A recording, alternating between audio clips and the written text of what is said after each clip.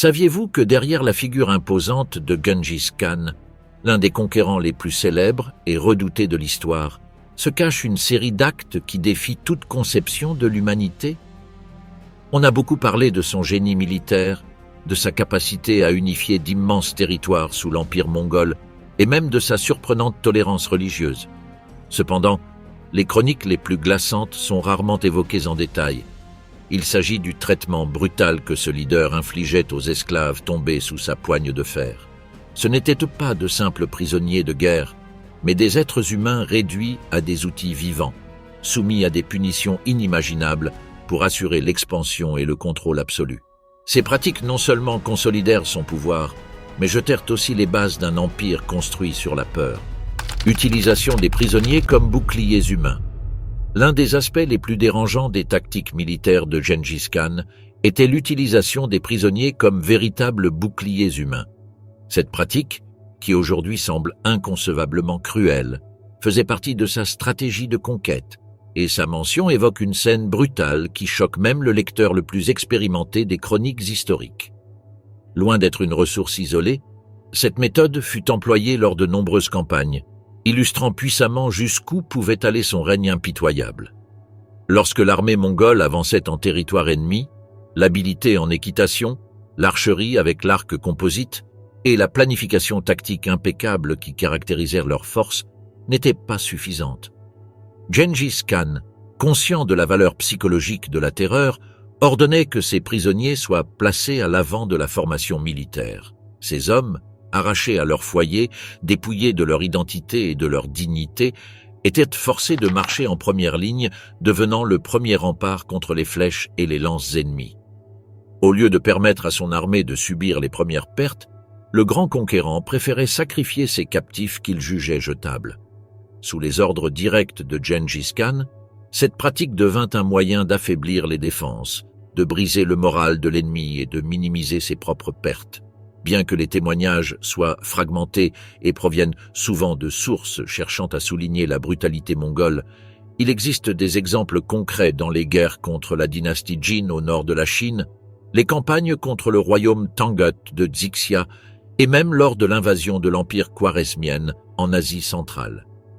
L'un des cas les plus cités se produisit durant la guerre contre le royaume Tangut de Xixia, vers 1226-1227-27, lorsque Gengis Khan avait déjà soumis une grande partie de l'Asie centrale et consolidait son pouvoir dans les régions frontalières avec la Chine. Selon des témoignages conservés dans les chroniques et des récits ultérieurs, des milliers de soldats chinois capturés, ainsi que des habitants locaux forcés de devenir des auxiliaires, furent contraints de marcher devant les formations mongoles.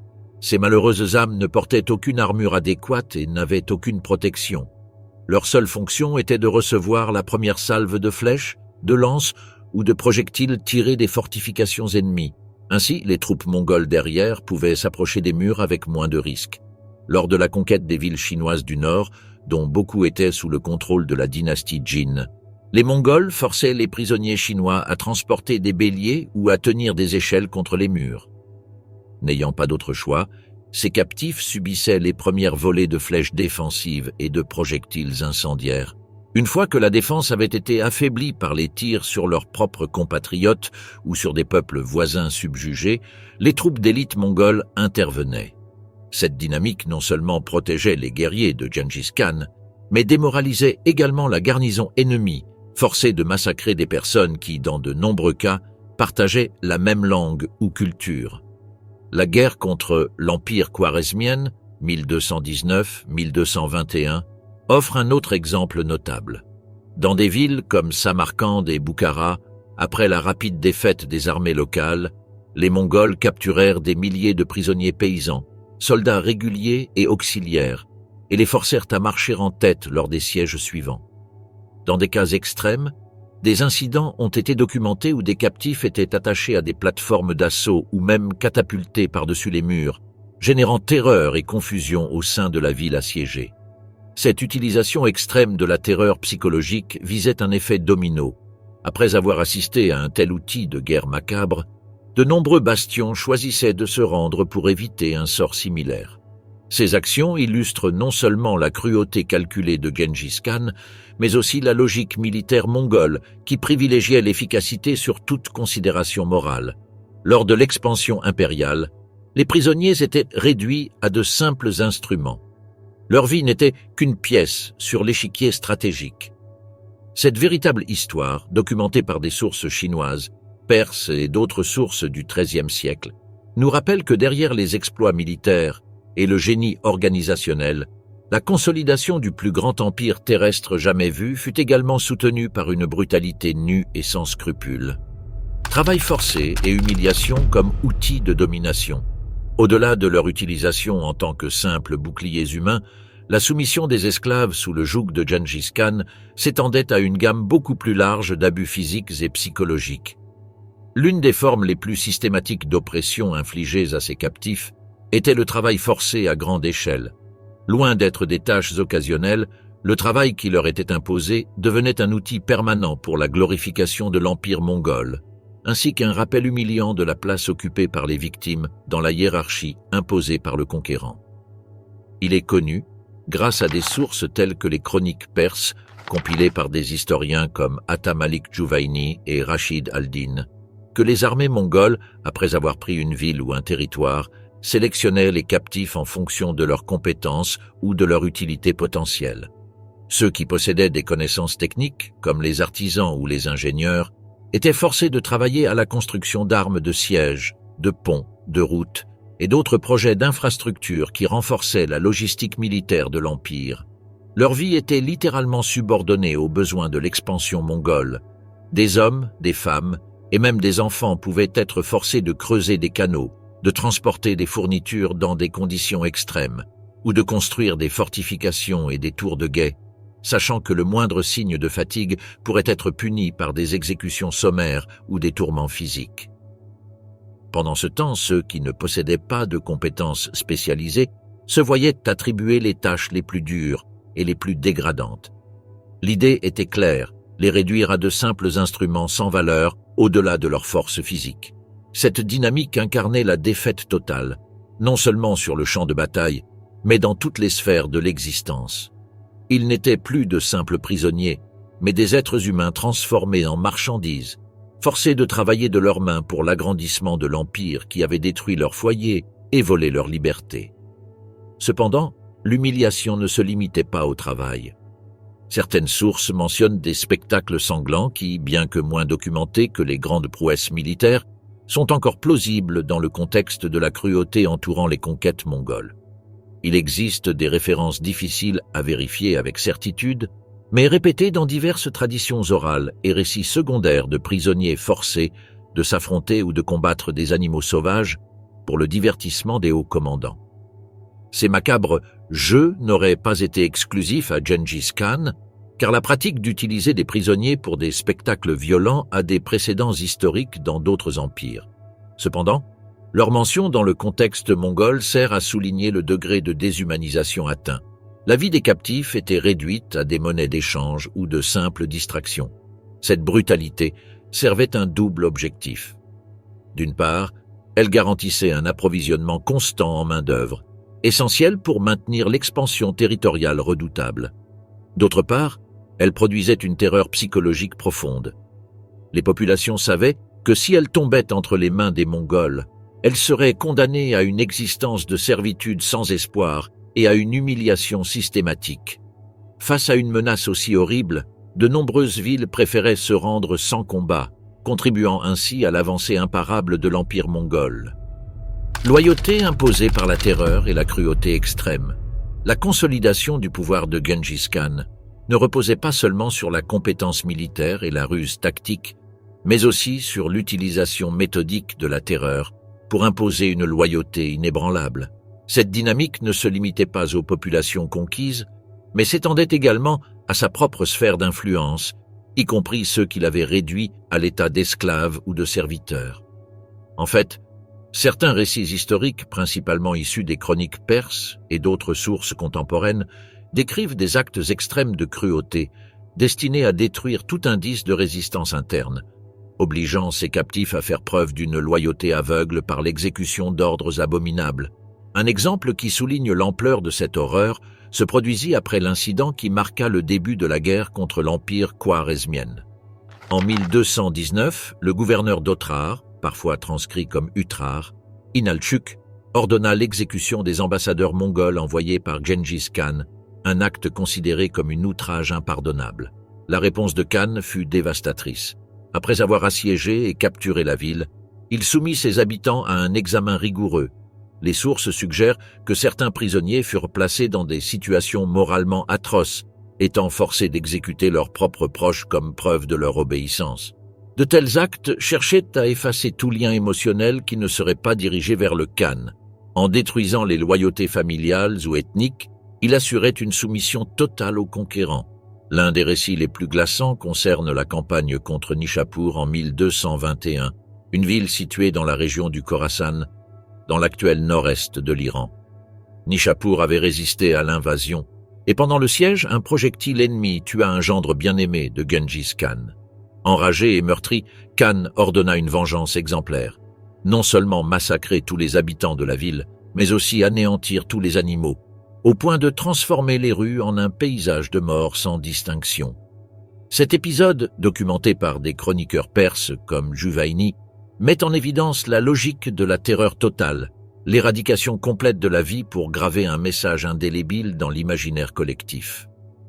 Encore plus perturbant, les sources mentionnent que le Khan força sa propre fille, la veuve du gendre assassiné, à assister au massacre, s'assurant que le souvenir de l'horreur serait transmis à sa propre famille.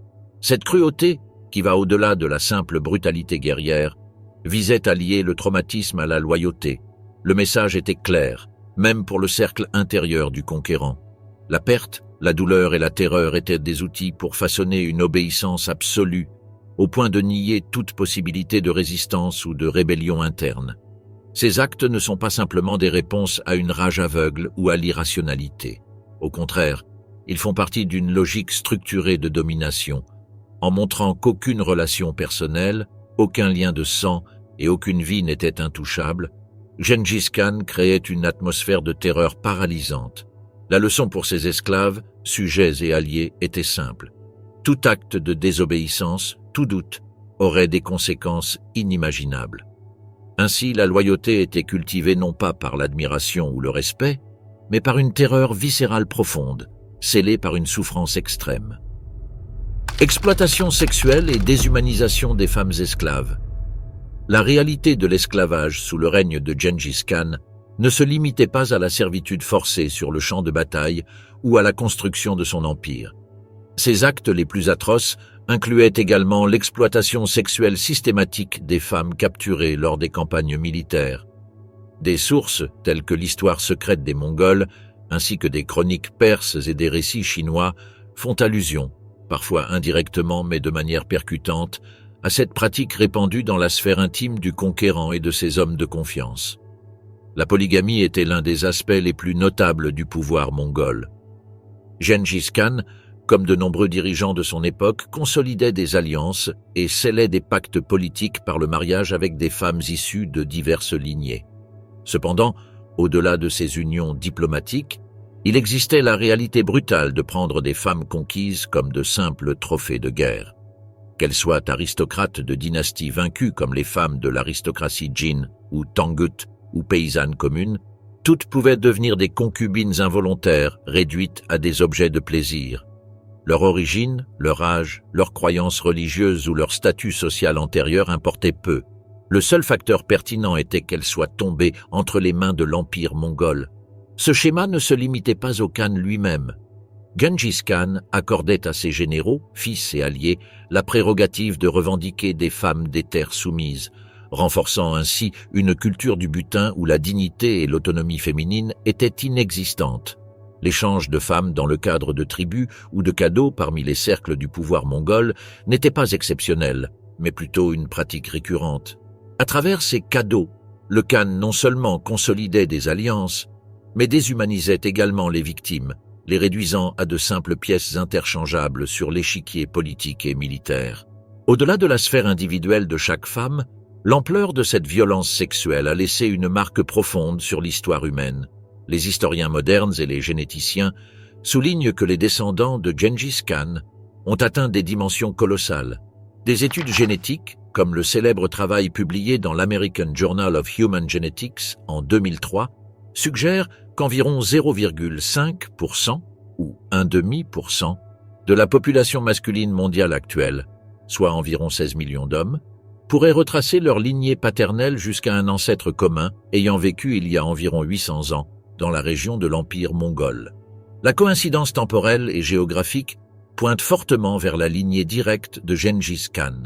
Cette diffusion génétique massive n'était pas le résultat d'un phénomène anodin, mais la conséquence d'un système où la domination sexuelle accompagnait la conquête militaire et politique. Parmi les descendants les plus notables se trouve Kubilai Khan, le petit-fils de Gengis Khan et héritier de l'une de ses nombreuses unions forcées. Kubilai, qui fondera la dynastie Yuan en Chine, est un exemple frappant de la manière dont ces pratiques se sont enracinées dans la structure du pouvoir et ont traversé les générations. Chaque alliance dynastique, chaque enfant né d'une union imposée, perpétuait l'héritage génétique tout en rappelant simultanément l'origine violente de ces relations. En conclusion, l'exploitation sexuelle menée par Gengis Khan et ses hommes a non seulement dépouillé d'innombrables femmes de leur dignité et de leur liberté, mais a également laissé des traces indélébiles dans l'histoire humaine. La terreur, l'oppression et une indifférence totale à la souffrance féminine forment l'un des chapitres les plus sombres de l'ascension mongole, un rappel du coût humain que peut entraîner la quête insatiable de pouvoir. Transport et migration forcée. Le contrôle que Gengis Khan exerçait sur les territoires qu'il avait conquis ne se limitait pas aux tactiques militaires ou à la terreur psychologique directe. Un autre mécanisme tout aussi dévastateur et impactant était la politique systématique de transport et de migration forcée de communautés entières, une pratique visant à démanteler les structures sociales, culturelles et économiques des régions soumises. Cette stratégie, documentée par des historiens comme J.G. Saunders dans The History of the Mongol Conquests, et corroborée par des chroniques compilées dans le Yuan Shi, chronique de la dynastie Yuan, a joué un rôle clé dans la consolidation de l'empire mongol en imposant une mobilité humaine forcée à une échelle et une intensité sans précédent. L'un des exemples les plus notoires de cette pratique s'est produit lors de la conquête de la Khwarezmie, 1219-1221. Après avoir écrasé la résistance locale, les Mongols forcèrent la relocalisation de milliers d'habitants. Ces populations, éloignées de leurs terres ancestrales et séparées de leurs familles, furent emmenées en Mongolie pour servir de main-d'œuvre ou pour renforcer les forces auxiliaires de l'armée. Ce déplacement affaiblit non seulement la base démographique des territoires conquis, réduisant ainsi les risques de rébellions futures, mais il enrichit également les réserves humaines de l'Empire, garantissant un flux constant de travailleurs et de soldats.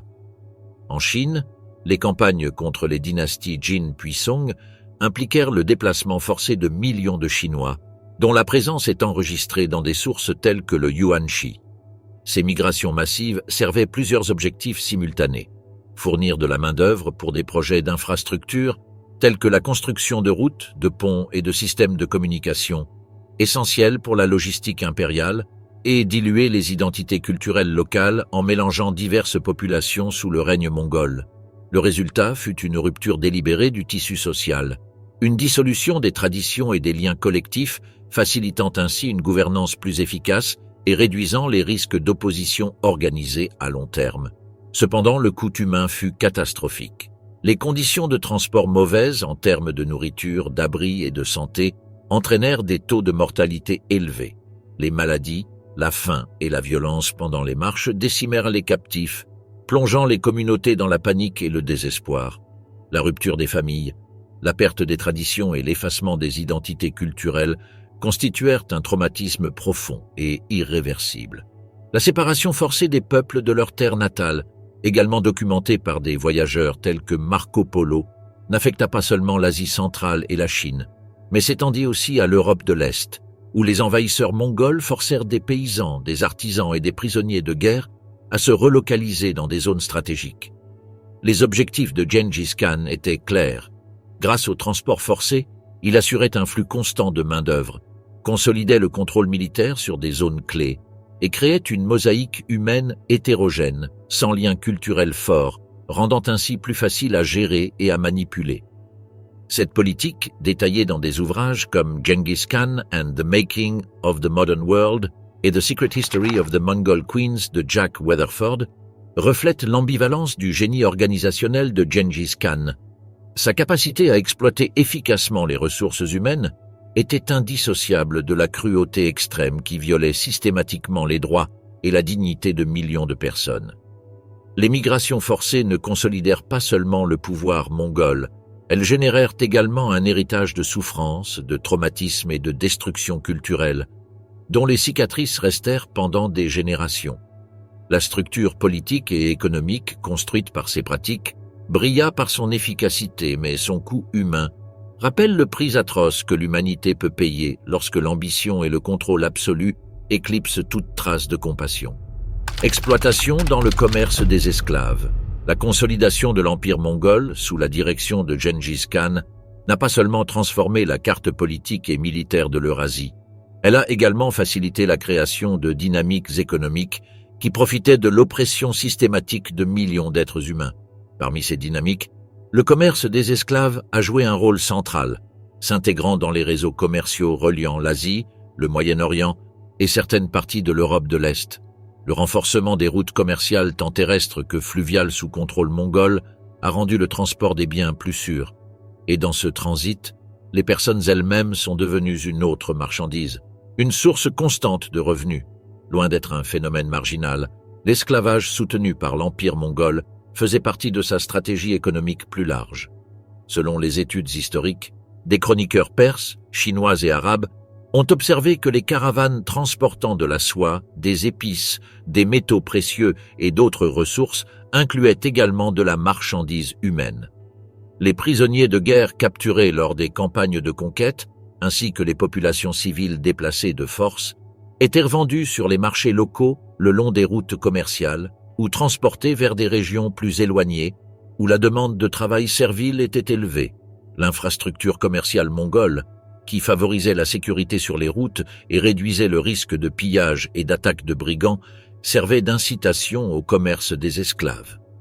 Ce réseau relativement bien organisé et sécurisé encourageait les marchands et les trafiquants à s'aventurer plus loin, sachant qu'ils pouvaient déplacer de grands groupes de captifs sans les perdre à cause des embuscades ou de petites escarmouches.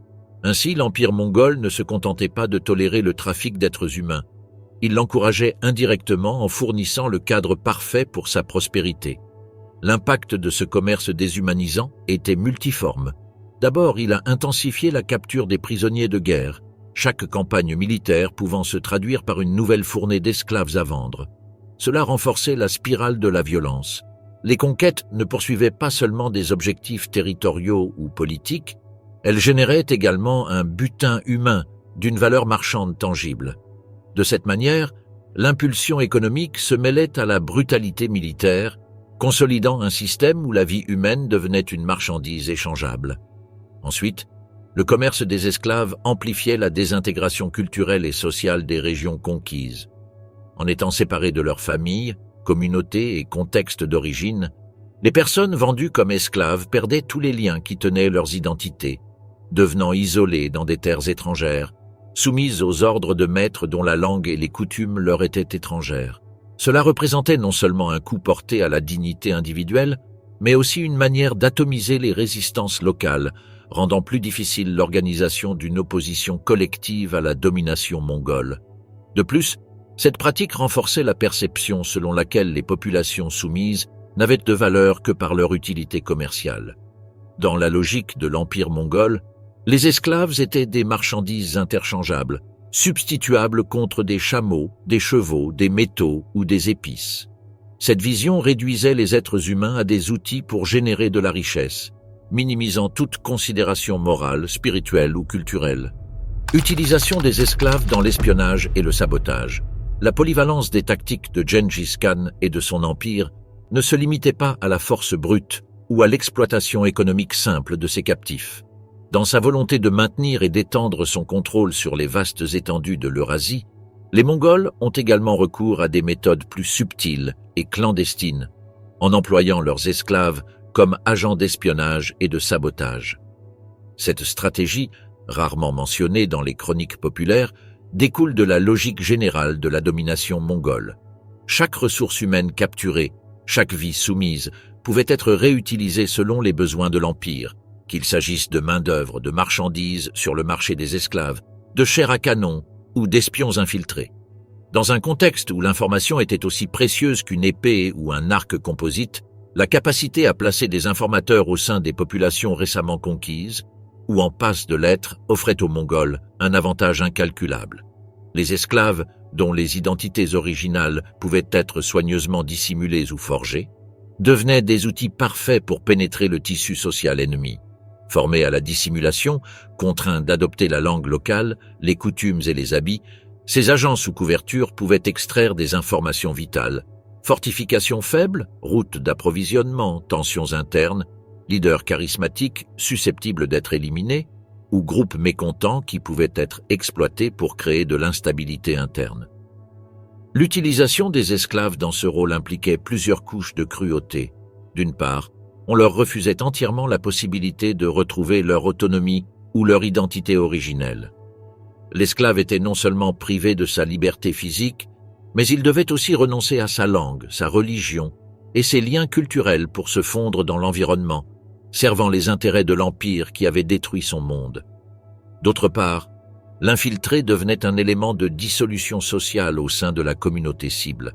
Par leur présence, les relations de confiance se détérioraient, la paranoïa et la peur grandissaient, et toute possibilité de résistance organisée contre la domination mongole était sabotée avant même de pouvoir émerger. Cette utilisation raffinée de la terreur psychologique étendait le contrôle des Mongols bien au-delà des frontières définies par les lances et les flèches. Si une communauté suspectait qu'un de ses membres puisse être un informateur pour l'envahisseur, la cohésion interne devenait fragile. Le sabotage, souvent réalisé par ces agents, comprenait des actions telles que l'incendie de dépôts, la contamination de puits ou la diffusion délibérée de fausses informations, toutes contribuant à affaiblir les défenses et à démoraliser la population. De cette manière, l'Empire pouvait conquérir non seulement par le siège, mais aussi par la corrosion interne, désintégrant les sociétés avant même de lancer une attaque directe. Les chroniques de l'époque et les références secondaires dans les études modernes, telles que les recherches sur les stratégies de renseignement mongoles, suggèrent que ce mélange d'espionnage et de coercition fut un des éléments clés de l'expansion fulgurante de l'Empire mongol. Il ne s'agissait pas seulement de brutalité sur les champs de bataille, mais aussi d'ingénierie sociale par infiltration et tromperie. En somme, l'utilisation des esclaves comme espions et saboteurs reflète l'ingéniosité impitoyable du régime de Gengis Khan. Chaque individu sous son contrôle pouvait être transformé en une arme, une ressource polyvalente conçue pour semer le chaos, la peur et la méfiance. Cette dimension cachée de sa politique d'esclavage rappelle une fois de plus la complexe machine de domination qui cimenta le plus grand empire de l'histoire terrestre, ainsi que l'horreur inhérente à l'instrumentalisation absolue de la vie humaine. Conclusion. Lorsque l'on examine les formes impactantes d'esclavage et de cruauté exercées par Gengis Khan, il est facile de réduire le conquérant mongol à une figure de tyran impitoyable. Cependant, la réalité historique est beaucoup plus complexe. Gengis Khan n'a pas seulement propulsé l'expansion de l'empire mongol par la brutalité, la terreur et l'exploitation de millions d'êtres humains, mais il a également tissé un réseau de routes commerciales sécurisées, promu la tolérance religieuse et établi un système administratif étonnamment efficace pour son époque. Ces contradictions font de sa figure un sujet de débat passionné parmi les historiens et les chercheurs en culture. Si ces méthodes de contrôle, y compris l'esclavage, la torture, la manipulation culturelle et le déplacement forcé, étaient incontestablement atroces, il est aussi vrai que l'ère mongole a jeté les bases d'échanges commerciaux, culturels et technologiques sans précédent.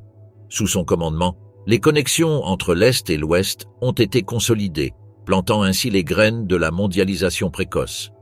L'invention de nouvelles formes de gouvernance, l'encouragement du commerce, la sécurisation des routes de la soie et l'intégration de peuples divers sous une même structure impériale ont façonné une Eurasie plus interconnectée.